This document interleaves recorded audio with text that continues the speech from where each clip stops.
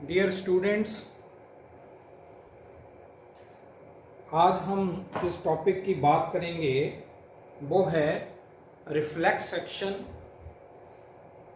Its types and reflex arc. तो सबसे पहले मैं बात कर रहा हूं रिफ्लेक्स एक्शन। रिफ्लेक्स एक्शन क्या होता है? कुछ एग्जाम्पल्स देके आपके सामने बात करता हूं। जैसे अगर आप देखें ड्यूरिंग द विंटर सीजन, आपको पता नहीं है कि बकेट के अंदर जो है, आप अगर नहाने के लिए जाते हो और बकेट के अंदर ऑलरेडी जो है वाटर है और वो ठंडा है और एक्सट्रीम कोल्ड कंडीशन है और आप बिना सोचे समझे जो है उस पानी को अपनी बॉडी के ऊपर फेंकते हैं, तो एकदम से जो है बॉडी का रिस्पॉन्स आता है। दूसरी तरफ अगर मान लो बकेट के अंदर हॉट वाटर है और वो इतना हॉट है कि उसको आप जो है सह नहीं सकते हो, तो अगर ऐसी कंडीशन हो और आप एकदम से हाथ उसको जो है लगाएं, तो एक झटके के साथ आप हाथ को क्या करेंगे? बाहर निकालेंगे। ये जो सिमिलरली अगर कोई शार्प चीज जैसे कोई पिन आपको कोई चुभो देता है, इंसर्ट करता है, तो आप एकदम से अपने हाथ को हटा लेते हैं। तो ये जो कुछ चीजें हैं, ये जो कुछ एक्ट हैं जिसमें कि हम क्या करते हैं कि कोई हमें स्पॉन्टेनियस स्टिमुलस मिला और हमारी बॉडी ने अपने आप को उससे क्या किया? बचाया। हमारी बॉडी ने उस स्पॉन्टेनियस स्टिमुलस से अपनी बॉडी को क्या किया? अपनी बॉडी को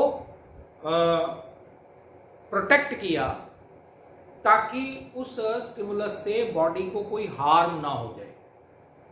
ये जो अच्छा, एक और चीज, अगर मान लो कोई फ्रॉग की हम बात करें, तो जैसे कोई फ्रॉग की लिम्ब हम लें और उसको यानी कि लेग जो है उसके साथ एसिड में उसको टच करें, तो एकदम से वो विड्रॉ करता है उसको। ठीक है? ऐसे ही कोई फेवरेट डिश पड़ी है, तो फेवरेट डिश को देखकर हमारे मुंह से सलाइवा सिक्रीट होना शुरू हो जाता है।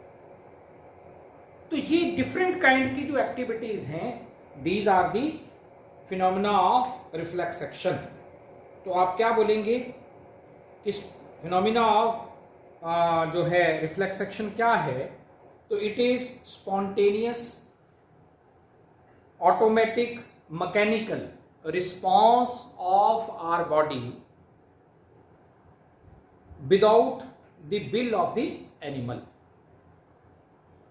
It is the automatic, spontaneous, mechanical response of our body against various stimuli, and it is without the will of the individual. यानी ये हमारी इच्छा शक्ति में नहीं होता, हमारे कंट्रोल में नहीं होता। तो अपने आप स्पॉन्टेनियस मैकेनिकल जो रिस्पॉन्स होता है हमारी बॉडी का अगेंस्ट सर्टेन स्टिमुलाई और without the will of the individual, तो ऐसा जो रिस्पॉन्स होता है that is called as reflex action. तो अब मैं डेफिनेशन क्या बोल रहा हूं कि ऑटोमेटिक, थ्री वर्ड याद रखें, automatic, spontaneous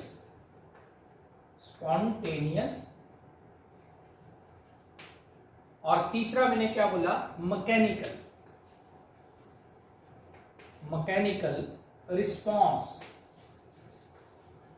response against different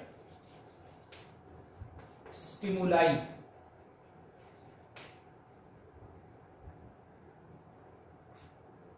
in an individual.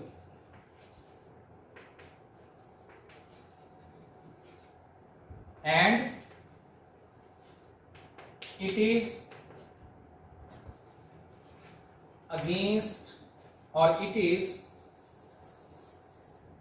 and without, ऐसा कर सकते हैं, without the will of the individual, without the will of the individual is called as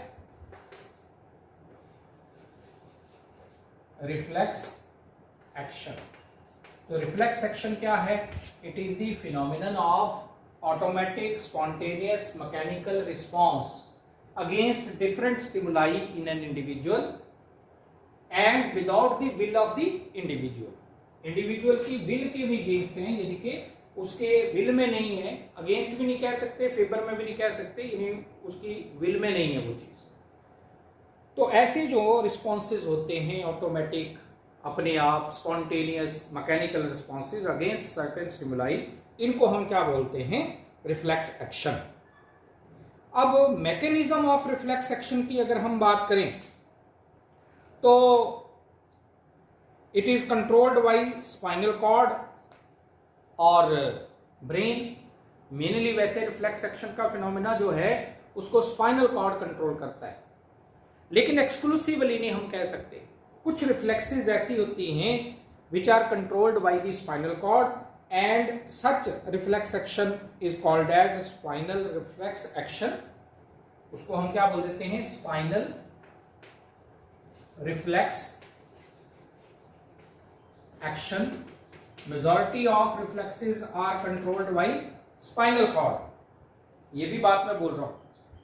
तो ऐसी रिफ्लेक्सेस को हम क्या बोल देते हैं? इनको हम बोलते हैं स्पाइनल रिफ्लेक्स एक्शन। सेकंड है हमारे पास, सेकंड आता है सेरेब्रल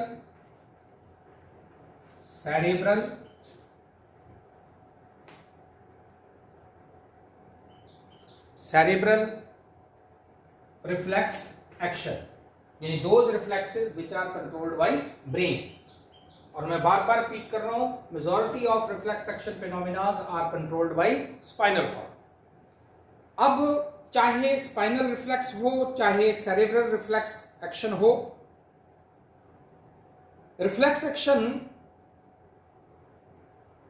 के फिनोमिना के लिए 5 थिंग्स इसेंशियल हैं। 5 चीजें जो हैं वो जरूरी हैं। 5 थिंग्स जो हैं वो इसेंशियल हैं। तो उसमें कौन कौन सी आ गई? एक तो रिसेप्टर, दूसरा सेंसरी नर्व, तीसरा ऑर्गन यानी सेंट्रल नर्वस सिस्टम का ऑर्गन जो रिसीव करेगा नर्व इंपल्स को, चौथा आ जाएगा मोटर नर्व फाइबर्स जिनके जरिए मैसेज जाएगा, किसको जाएगा? To the effector body organ like muscles and glands. अब मैं जैसे इसको समझाने के लिए ऐसे बोल रहा हूं, हम एक जैसे ये एक एग्जांपल लेके देखते हैं। ये हमारे पास जो है स्पाइनल कॉर्ड,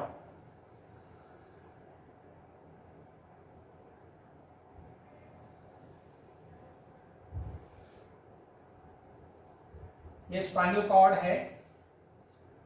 इस स्पाइनल कॉर्ड में ये सेंट्रल कैनाल आ गई। ये हमारा जो है एच शेप में हम ग्रे मैटर ऐसे दिखा देंगे।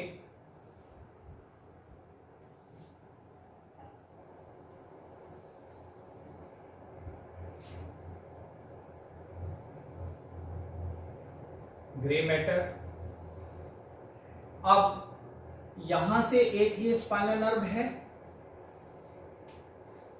ठीक है, और ये इधर हम बना रहे हैं ये स्पाइनल नर्व।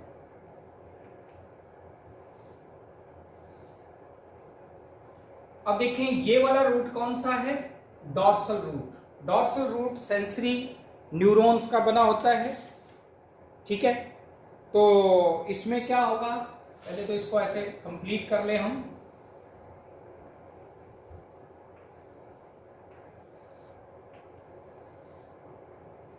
ठीक है, तो ये है डॉर्सल रूट, यानी इसके जरिए मैसेज आएगा। यहां कहीं हमारे पास क्या है, ये कोई सेंसरी ऑर्गन है, मान लो स्किन रिसेप्टर है, सेंसरी ऑर्गन, ये एग्जांपल के लिए स्किन रिसेप्टर, ठीक है। यहां पे हमें कोई स्टिमुलस मिला, मान लो किसी ने पिन चुभो दी या गरम गरम कोई हमें हॉट कोई स्टिमुलस मिला, तो यहां से इसके सेंसरी न्यूरॉन्स के जरिए एक नर्व इंपल्स जनरेट हुई। ये नर्व इंपल्स जो है ये dorsal root of spinal nerve के जरिए कहां आ रही है, टुवर्ड्स द स्पाइनल कॉर्ड, ये ठीक है। तो ये इधर से ये मैसेज, ये क्या हो गया, रिसेप्टर ऑर्गन। तो पहला कंपोनेंट क्या चाहिए, रिसेप्टर, रिसेप्टर ऑर्गन। दूसरा क्या चाहिए, सेकंड रिक्वायरमेंट क्या है, that is the sensory nerve. जो मैसेज को लेके आए तो वो क्या होगी, toward the central nervous system, उसे क्या बोलते हैं, that is called as sensory nerve. अब यहां पे इंटरप्रिटेशन होगी, यहां पे ये स्पाइनल कॉर्ड के पास मैसेज आ गया, वो उसको जांचेगा, इंटरप्रेट करेगा और उसका एप्रोप्रिएट रिस्पॉन्स देगा, ठीक है। तो यहां पे बीच में ये सेंसरी नर्व और इधर ये जो मोटर नर्व होगी, उसके बीच में ये न्यूरॉन होगा जिसको इंटर न्यूरॉन बोलते हैं। सेंसरी और मोटर के बीच में जो न्यूरॉन है दैट इज इंटर न्यूरॉन, जो जंक्शन पे है। तो जैसे ही ये इंटरप्रेट कर लिया इसने कि यहां पे ये स्टिमुलस मिल रहा है, कोई हार्मफुल स्टिमुलस मिला, सेंसरी ऑर्गन ने या स्किन रिसेप्टर ने उस स्टिमुलस को रिसीव किया और एक नर्व इंपल्स जनरेट की। वो नर्व इंपल्स जो है इस सेंसरी नर्व के जरिए कहां आ गई, सेंट्रल नर्वस सिस्टम में, यानी कि ब्रेन या स्पाइनल कॉर्ड में, जैसे इस केस में मैं स्पाइनल कॉर्ड बता रहा हूं। तो तीसरा ऑर्गन क्या हो गया, सेंट्रल नर्वस सिस्टम, ठीक है, पार्ट। अब वो पार्ट क्या हो सकता है, स्पाइनल कॉर्ड और ब्रेन। तो ये तीसरी चीज आ गई हमारे पास, ये तीन चीजें होगी। अब इसके बाद क्या होगा, नेक्स्ट जो है अगला आएगा चौथा, कि यहां से ये इंटरप्रेट कर लिया स्पाइनल कॉर्ड ने, अब मैसेज किधर जाएगा, अब एक और नर्व जो है वो यहां से चलेगी, जो मैसेज लेके जाएगी टू दी मसल्स। अगर मान लो ये स्किन रिसेप्टर हाथ के हैं, जहां पे कोई चीज चुभोई है या कोई गर्म चीज का स्टिमुलस मिला है, तो ये जाएगा आपको किसको, ये मोटर न्यूरॉन के जरिए, मोटर नर्व इंपल्स के जरिए ये मैसेज किधर को जा रहा है, to the muscles of the hand. तो यहां मसल्स ऑफ द हैंड, और ये क्या होते हैं मसल्स या ग्लैंड्स, तो ये होते हैं इफेक्टर बॉडी ऑर्गन, ठीक है। तो मैसेज जो है वो यहां से मोटर नर्व इंपल्स जनरेट हुई और मोटर नर्व फाइबर्स के जरिए। तो चौथा क्या आ गया हमारे पास, मोटर नर्व फाइबर्स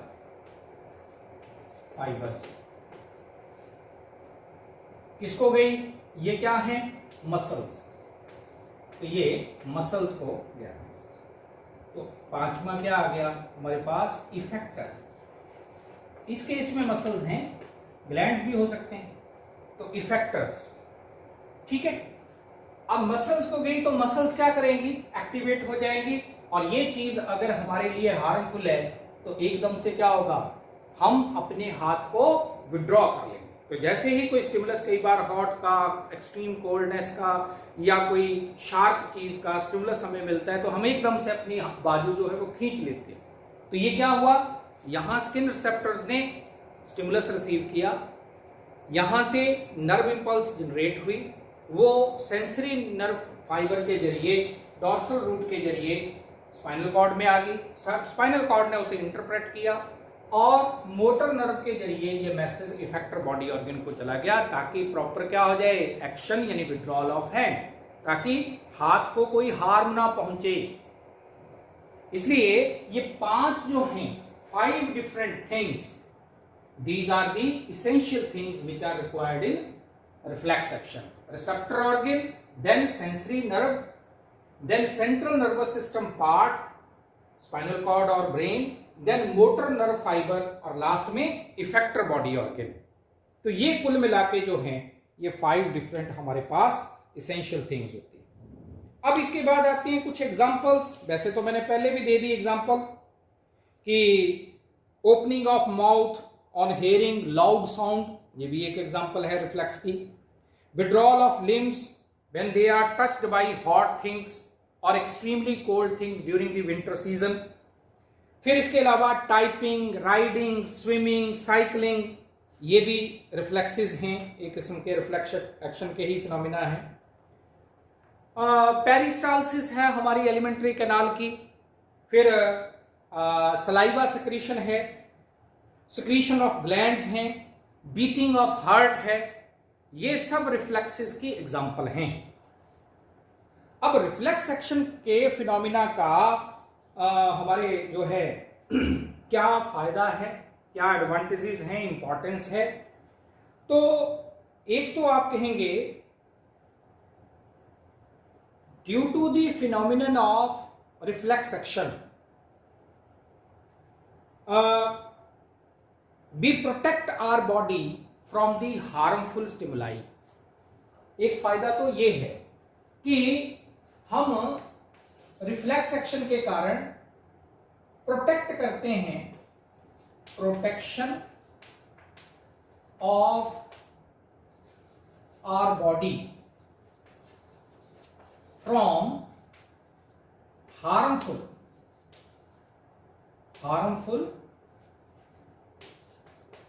स्टिमुलाई। तो हार्मफुल स्टिमुलाई से हम अपनी बॉडी को प्रोटेक्ट करते हैं, एक तो ये आ जाता है। दूसरा क्या आता है, सेकंड हम दे सकते हैं कि most of the reflex action phenomena is carried out by spinal cord. तो it relieves the stress over brain. तो it releases the over stress over brain. तो ब्रेन का कुछ काम स्पाइनल कॉर्ड कर रहा है, तो ये भी एक बेनिफिट है। और तीसरा है, आप दे सकते हो कि सर्वाइवल ऑफ द एनिमल के लिए ये एक इंपॉर्टेंट एक्टिविटी है। हमारी बहुत से जो लर्निंग एक्टिविटीज हैं they are actually reflex action phenomenas. ये जो टाइपिंग है, रीडिंग है, स्विमिंग है, ठीक है, ये सब जो है ये रिफ्लेक्स एक्शन फिनोमिना बेसिकली हैं। तो हमारा जो आप ये कह सकते हैं नॉलेज या लर्निंग जो है, तो learning that is change in behaviour is caused by various reflex action phenomena. फिर आते हैं टाइप्स ऑफ रिफ्लेक्सेस या रिफ्लेक्स एक्टिविटीज को किसी भी ऑर्गेनिज्म के अंदर 2 कैटेगरी में बांटा गया है। Reflex activities are categorized into 2 different types. और वो 2 डिफरेंट टाइप्स कौन सी हैं? एक होती हैं number 1 unconditioned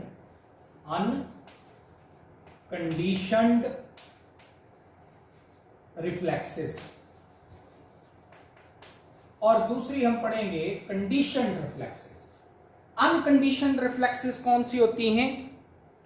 these are inborn reflexes, these are inborn यानी ये बाय बर्थ है, and these are inherited from parents to their offsprings. माँ बाप से बच्चों में ये रिफ्लेक्सेस जो हैं आगे इनहेरिट होती हैं और बाय बर्थ ये होती हैं। इनके लिए कोई प्रीवियस ट्रेनिंग की जरूरत नहीं है।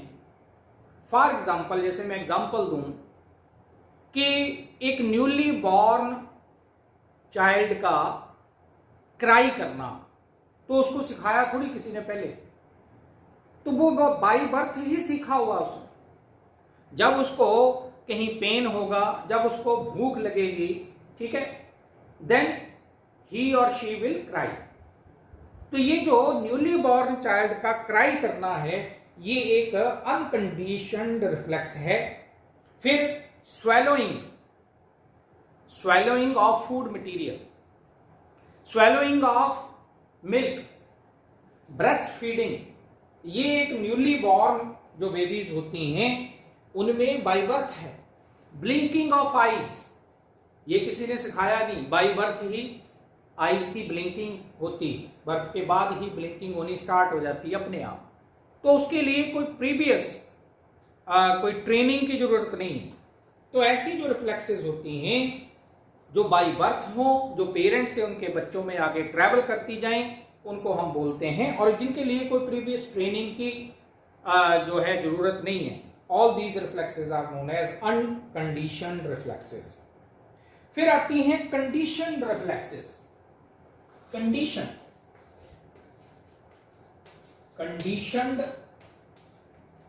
reflexes, these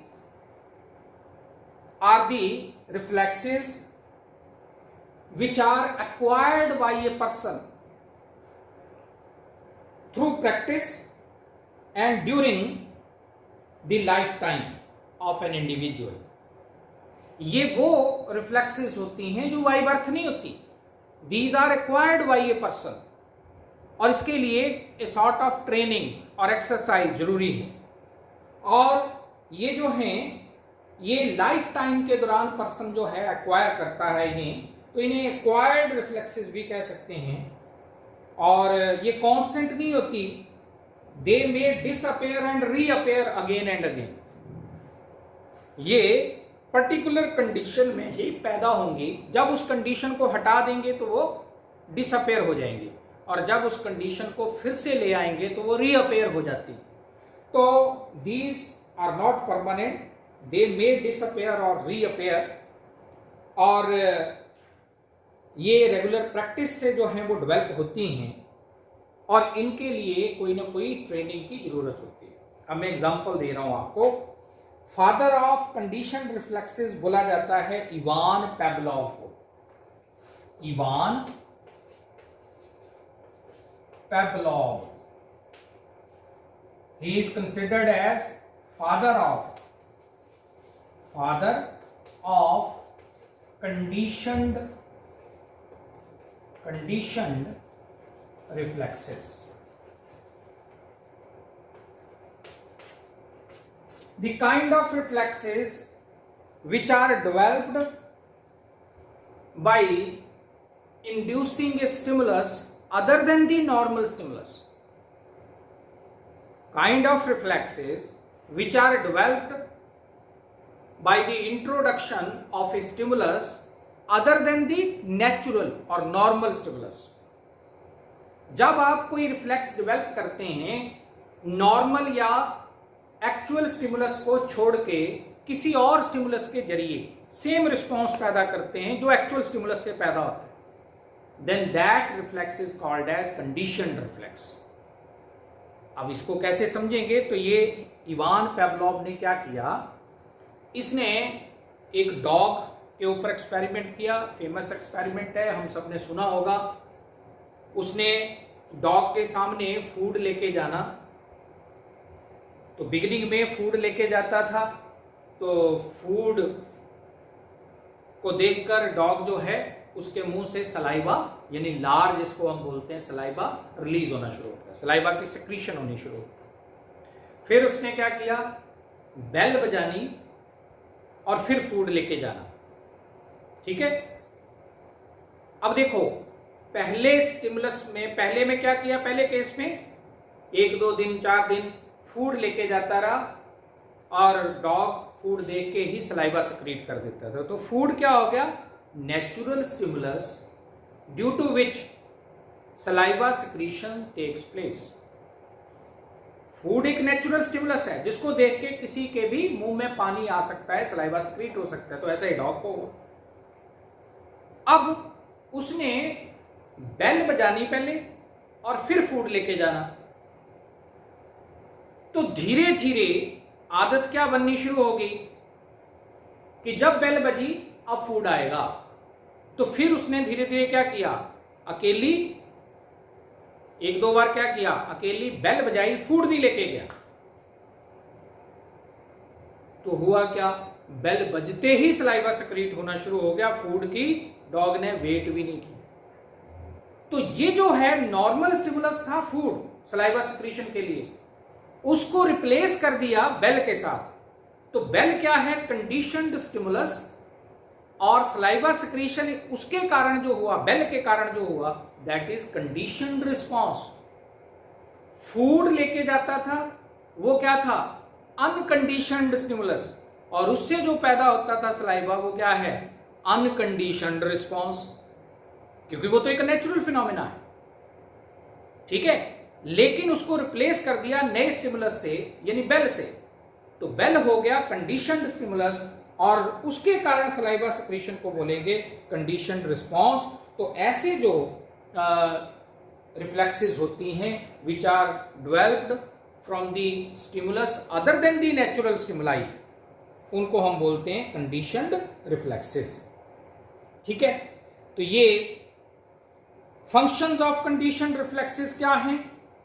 तो most of are habits, functions की अगर हम बात करें तो मोस्ट ऑफ आर हैबिट्स, हमारी ज्यादातर आदतें जो हैं वो कंडीशनड रिफ्लेक्सेस की कैटेगरी में आती हैं।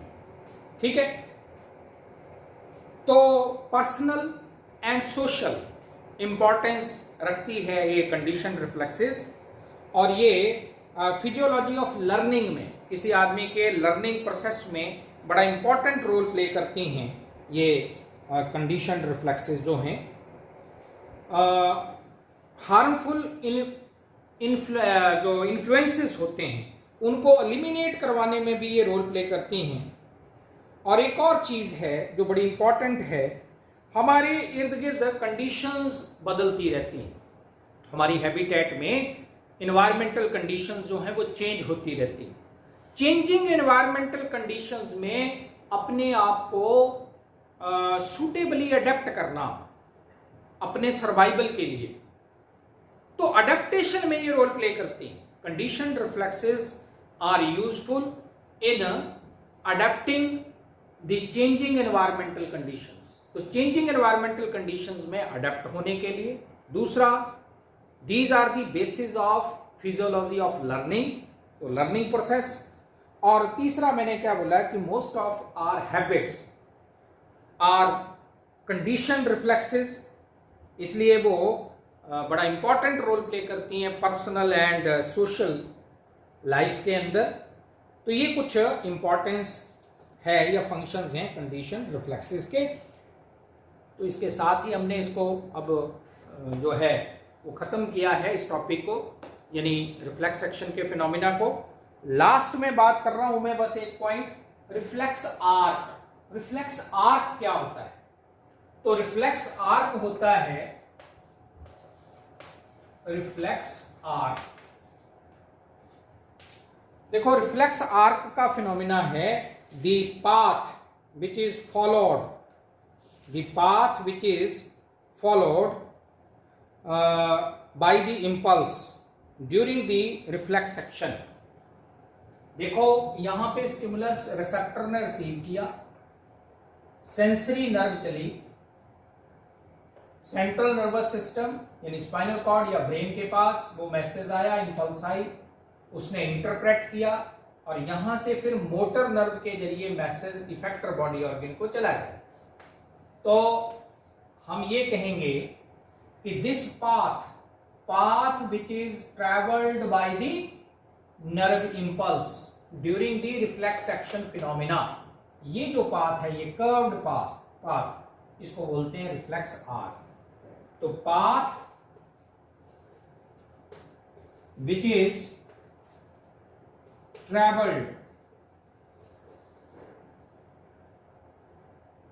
traveled by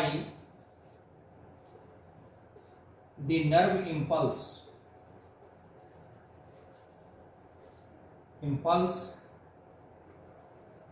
during the reflex action। Reflex action के फिनोमिना के दौरान जो पाथ ट्रेवल किया, जिस पाथ को फॉलो किया नर्व इंपल्स ने, उस कर्व्ड पाथ को हम क्या बोल रहे हैं?